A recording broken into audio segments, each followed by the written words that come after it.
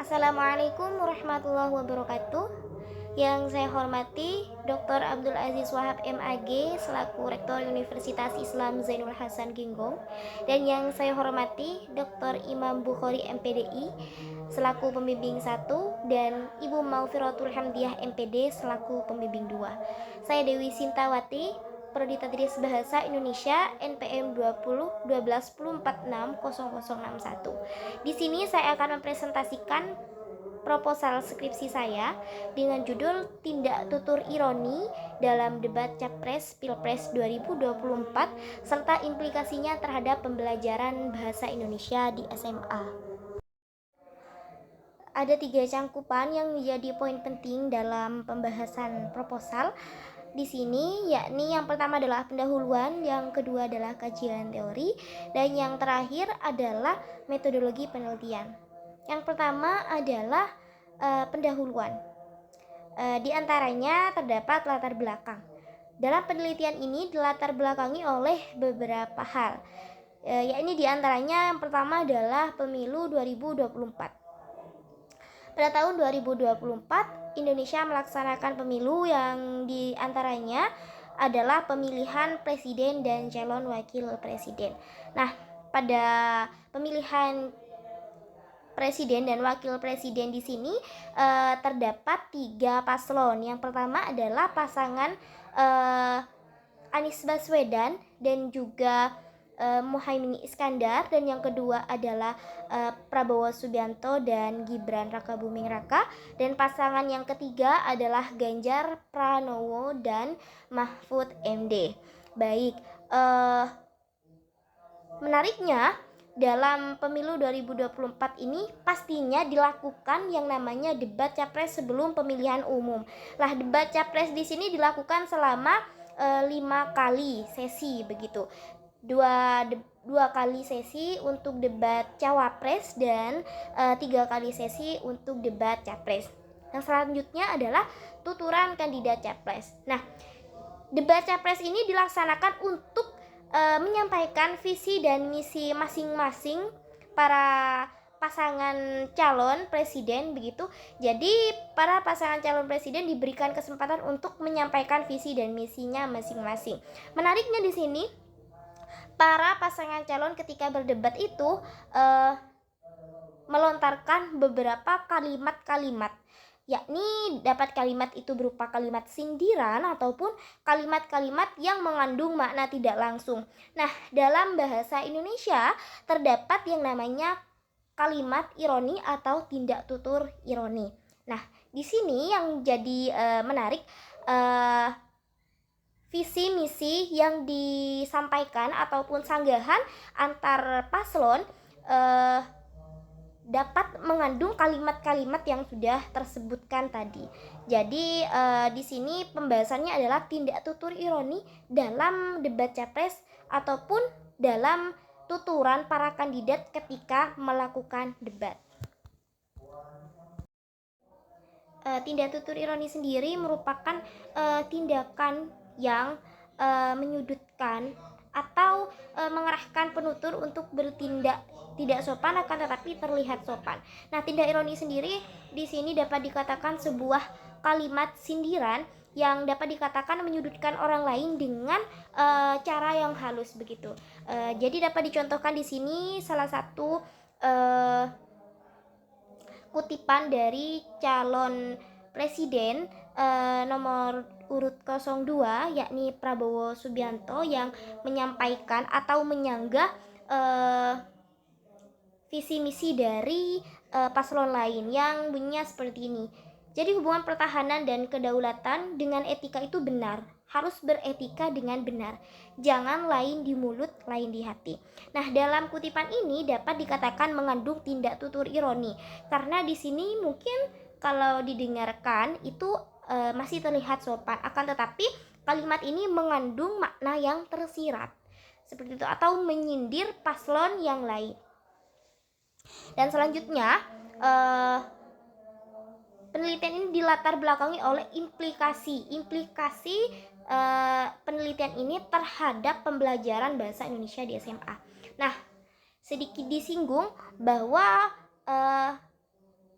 Tindak tutur ironi atau tuturan ironi ini dapat diaplikasikan dalam materi debat, materi teks debat SMA kelas 10 dengan dapat membedakan atau mengelompokkan kalimat ironi agar dapat dijadikan strategi dalam berdebat. Selanjutnya adalah rumusan masalah. Terdapat 2 rumusan masalah dalam penelitian ini. Yang pertama adalah bagaimana tindak tutur ironi dalam debat Capres Pilpres 2024, dan yang kedua adalah bagaimana implikasi penelitian terhadap pembelajaran bahasa Indonesia di SMA. Ada 2 penelitian terdahulu yang serupa yang dicantumkan di sini. Yang pertama adalah penelitian milik Haryadianto dan kawan-kawan dengan judul Tindak Tutur dalam Acara Debat Calon Presiden RI 2019. Nah, penelitian di sini persamaannya ialah sama-sama meneliti tentang tindak tutur dengan objek yang sama, akan tetapi memiliki perbedaan fokus penelitian. Penelitian milik Haryadianto dan kawan-kawan di sini difokuskan kepada tindak tutur asertif, direktif, komisif, ekspresif, dan deklaratif. Dan yang kedua adalah penelitian milik Merdina Ziraluo. Penelitian ini berjudul Analisis Tindak Tutur Lokusi, Lokusi, dan Perlokusi dalam Debat Capres RI 2019. Persamaannya di sini adalah sama-sama meneliti tindak tutur ataupun tuturan para kandidat capres, akan tetapi di sini itu ada perbedaan masa yang diteliti oleh Merdina Ziraluo di sini adalah debat capres pada tahun 2019, dan lagi-lagi terdapat perbedaan pada fokus penelitiannya. Di sini fokus penelitian milik Merdina Ziraluo ini terdapat pada tindak tutur lokusi, ilokusi, dan perlokusi. Selanjutnya adalah bab 2, yakni kajian teori. Kajian teori terdapat beberapa kajian teori, diantaranya adalah pragmatik, tindak tutur, prinsip kesantunan, prinsip ironi, debat capres, dan yang terakhir adalah pembelajaran bahasa Indonesia di SMA. Yang pertama adalah pragmatik. Baik, pragmatik menurut Levinson ialah kajian tentang kemampuan menggunakan bahasa dengan menghubungkan atau menyelaraskan kalimat dengan konteks secara tepat. Sedangkan menurut Tarigan, pragmatik merupakan kajian yang menelaah maksud dalam suatu tuturan berdasarkan aneka konteks atau situasi tuturnya.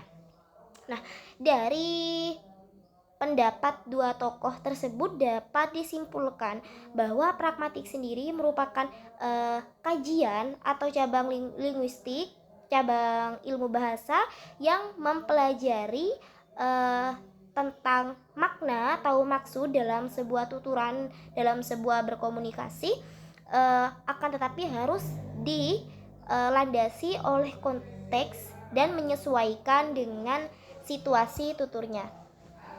Baik, yang kedua adalah tindak tutur. Tindak tutur sendiri di sini terbagi menjadi 3, yakni lokusi, ilokusi, dan perlokusi. Yang pertama adalah lokusi. Lokusi adalah tindak tutur untuk menyatakan sesuatu. Lebih jauh, tindak tutur lokusi adalah tindak tutur yang relatif mudah untuk diidentifikasikan karena mengidentifikasiannya cenderung dapat dilakukan tanpa menyertakan konteks tuturan yang tercangkup dalam situasi tutur. Maknanya di sini, tindak tutur lokusi sendiri merupakan tindak tutur yang sesuai dengan makna sesungguhnya. Nah, tindak tutur lokusi itu contohnya seperti apabila kita berada di sebuah ruangan yang panas, kita mengatakan panas sekali ya. Jadi makna daripada kalimat itu memang benar-benar panas. Atau mudahnya, tindak tutur lokusi itu merupakan tindak tutur yang sesuai dengan makna yang sesungguhnya. Dan yang kedua adalah tindak tutur ilokusi. Tindak tutur ilokusi dipergunakan untuk melakukan sesuatu, misalnya menginformasikan, meminta maaf, menyuruh, memuji, dan lain-lain. Tindak tutur lokusi di sini adalah tuturan yang berbeda dengan tindak tutur lokusi. Apabila tindak tutur lokusi merupakan tindak tutur yang tidak memerhatikan konteks, tindak tutur lokusi merupakan tuturan yang memerhatikan konteks. Misalnya,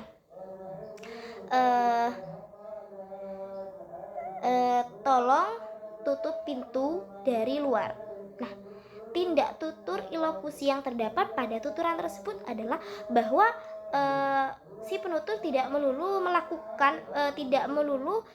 menyuruh kepada mitra tutur untuk menutupkan pintu, akan tetapi menyuruh untuk mitra tutur itu keluar dari ruangan tersebut.